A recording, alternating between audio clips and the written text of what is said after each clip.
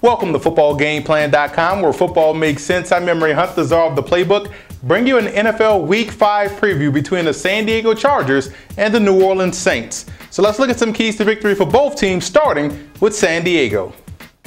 The Chargers' game plan is simple. They have to come in and make this thing a passing game. They have the personnel to do so versus the Saints secondary. You got tight ends in Antonio Gates. You also have big wide receivers in Malcolm Flow. You also have a burner from New Orleans and Robert Meacham that can also stretch the field vertically. So you want to attack the Saints secondary, spread out the Saints defense, force these guys to cover every blade of grass, and you can have some success. Now, defensively, it's all about getting pressure on Drew Brees. So let's go inside the lab to see how the Chargers can effectively do so.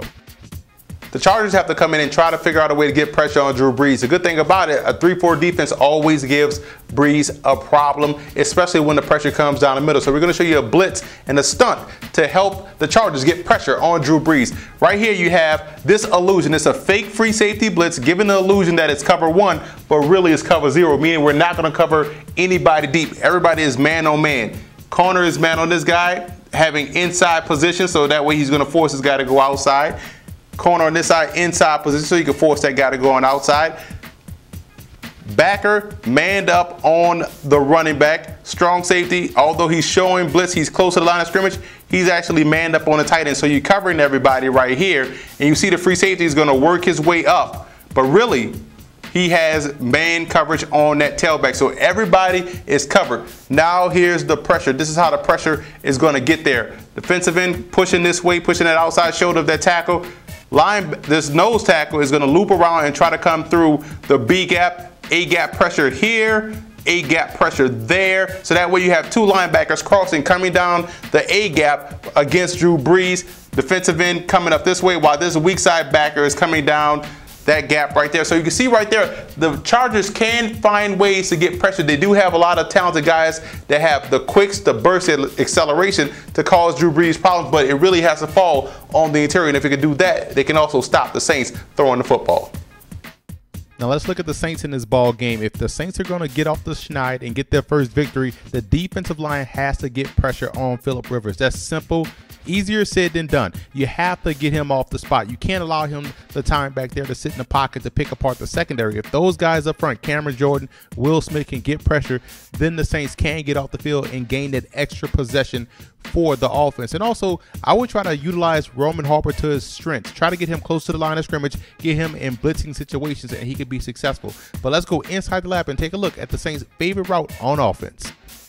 The Saints utilize a lot of option routes for the running backs. And as a former running back, I love the option route because you know where you're going. The defender doesn't. You're just reading off how he reacts to you coming out of the backfield. So let's see right here. Just a simple set. Let's say this is Sproles or anybody coming out of the backfield.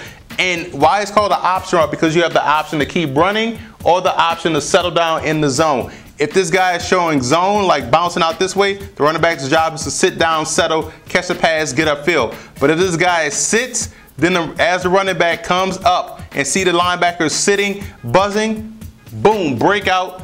Because it's tough to cover, it's tough to run and chase somebody, especially in man coverage, especially when you know where you're going, which is why this route is 9 times out of 10 very tough to defend. So that right there explains what the option route is all about and how dangerous it is to opposing offenses, and also how dangerous it is for a defender to cover. X factor for me for the Chargers has to be Melvin Ingram. He has the explosiveness off the edge, and his burst from the snap could cause the Saints problems in pass protection. Saints X factors, again, the running game. Running the football, shrink the ball game, and the Saints can beat anybody on their schedule. Let's take a look at the personnel breakdown in this matchup. You see the Saints have some talent, but unfortunately, it's all on the offensive side of the football, so they're going to have to outscore people. If they can run the football, they can definitely shrink this ball game.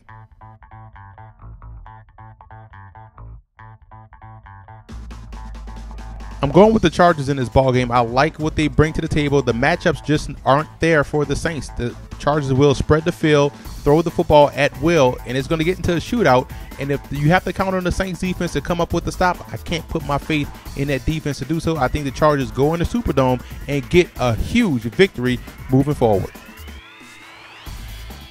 also want to give a shout out to the Charger fans and Saint fan forums for always showing football game plan support.